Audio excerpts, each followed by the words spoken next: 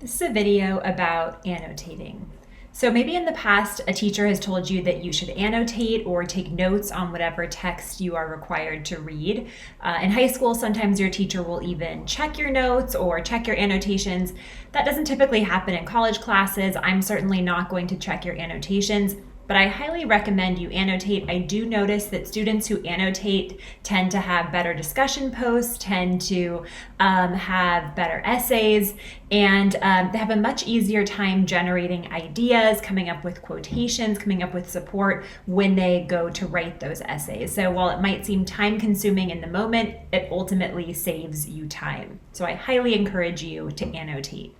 So annotating does not mean coloring. Ideally, you're not just highlighting gigantic paragraphs. At that point, you're just coloring. You're not really selecting particular passages for any reason. If you're going to use a highlighter, you want to use it really sparingly. You want to have some sort of system. Let's talk about what to do your first reading. So in this class, you might be given a complex academic article, or you might be given a newspaper article, or you might be given a literary text like the course novel that we're reading later in the semester. Whatever text I assign, you do want to annotate that text. Oftentimes you have to read the text a few times. I would say if it's a short text and it's a literary text with lots of figurative language, with themes, motifs, you want to read it 2, maybe 3, maybe 4 times if it's something like a poem. If it's an academic article, you probably want to read it a couple of times too, because while it won't have a lot of figurative language, it might have some jargon or some technical vocabulary. It might have some really complex ideas. It might cite other sources that are really complicated. So you want to read academic articles a couple times. More informal articles like newspaper articles, if you have time, I recommend reading those twice, but sometimes one really thorough reading will be enough. In your first reading, you want to preview the text. So before you read anything, and most of you probably do this intuitively already, before you read anything, you want to preview the text. That means look who wrote it, look where it comes from. Does it come from a major newspaper? Does it come from a scholarly journal? Does it come from a blog? Does it come from Twitter? So look at where it comes from, the packaging, the source. Also look at who wrote it, see if there's a little bio. Look at how long it is, see if there's an abstract. Some academic articles and journals and academic journals will have an abstract or a summary of the research that they've done, their conclusions, their findings, things like that can save you time and help you understand the main argument right off the bat. Look and see if there are subheaders and see if there are points that are in bold. So preview the text. That should take you about 30 seconds to a couple of minutes before you dive in. Also, it's a good idea to budget your time and figure out how long it might take you to read it. As you read the text, you want to identify main ideas, obviously. Again, most of you do this intuitively. So underline or take a note or put a post-it note wherever you find a main idea. Some students like to write the main idea after each page, after each chapter, after each header, whatever works for you. You may find this really helpful, or you may find that the main idea is pretty obvious. You don't have to do it for every page, but maybe you want to do it for every chapter or something like that.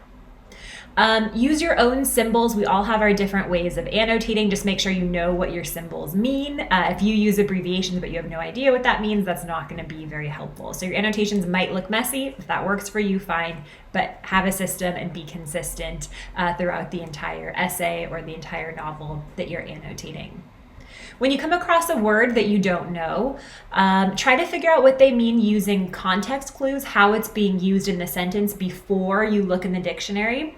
If you guess the word first based on the context, so you're making an educated guess, you're more likely to then remember the word once you've gone to the dictionary. So do look up the words, but first see if you can get close to the word and make that word really stick in your brain. Another great idea is to look for golden lines. These are lines in the text that resonate with you for some reason. Maybe you thought the line was really poignant or really powerful. Maybe it moved you. Maybe you thought the line was really controversial or provocative or shocking. Maybe you agreed strongly if you found yourself nodding, or maybe you disagreed. Maybe you want to use that point as a point of departure in one of your own essays, or you want to disagree with it in one of your own essays. So any line that stands out to you, I call call those golden lines. Highlight those, underline those, make a note in the margin. That way, when you're asked to discuss the text in a discussion board post or for an essay, you can go back and find those lines. It'll save you lots of time. After you've read the text once through, you want to look for some literary or figurative language, some literary language, subtext, tone. I have a list here of some things that you can look for as you annotate, as you read the text a second time. But these do not have to be things you look for the second time you read a text, right? In fact, like I said, sometimes you might read a text 3 times. Other times, if it's short and to the point, you might just read it once and read it really thoroughly. So content, of course, what's the main idea and what evidence does the writer use to support his or her claim? Motive, what is the author's agenda or motive? What are they trying to argue and for what reason?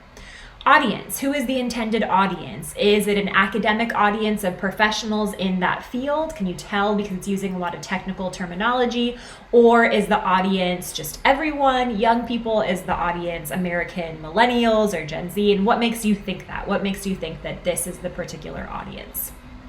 Context. So not only when the article was written, that's going to be really important, but context within the text itself. If it's a chapter from a book, what's happening in this section of the book? Why is it happening in this particular section?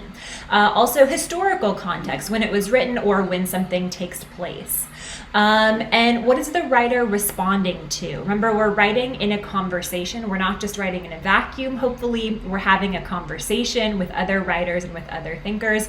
So is the writer responding to something? Is the writer responding to a current event, to the current moment? Is the writer responding to what another writer said? Again, we don't write in a vacuum. We write in conversation with others. Subtext. You all know what subtext is. Literally, it means under the text, but it means what is going unsaid or what's left unsaid. Think about a text message where someone says, "I'm fine," period. The text is, "I'm fine." But the subtext, what's left unsaid, what they're really saying, but without saying it, is that they're not fine or they're angry.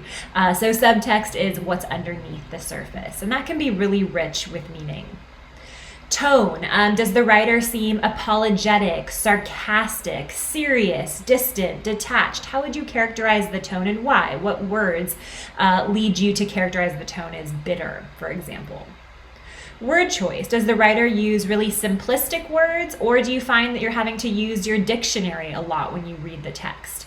Does the writer use casual terminology? Does the writer use slang terms or colloquialisms? Or does the writer use academic language or language from a particular field like law or medicine or academia? Figurative language. So there's so many examples of figurative language, a few that you might already be familiar with, things like simile, metaphor, personification. Is the writer using figurative language? And figurative language is not just limited to novels and poetry. There's plenty of really rich figurative language in essays, in articles. So look for figurative language and think about what the effect of this figurative language is. In other words, why would the author use a simile here as opposed to just being literal? Repetition. What words or ideas or structures are repeated? Repetition is important. Ambiguity. So what words are used that have multiple meanings or could be interpreted 2 ways? Writers love ambiguity. So what words are used in an ambiguous way that could have multiple interpretations? Syntax. Syntax means word order. So why would the author say something like, "To the market I go," which is a kind of unusual word order, as opposed to "I went to the market" or "I go to the market"? If you notice the syntax or the word order seems a little bit different, take note of that. And then style. Does the text have short, choppy sentences or long, florid, elaborate sentences?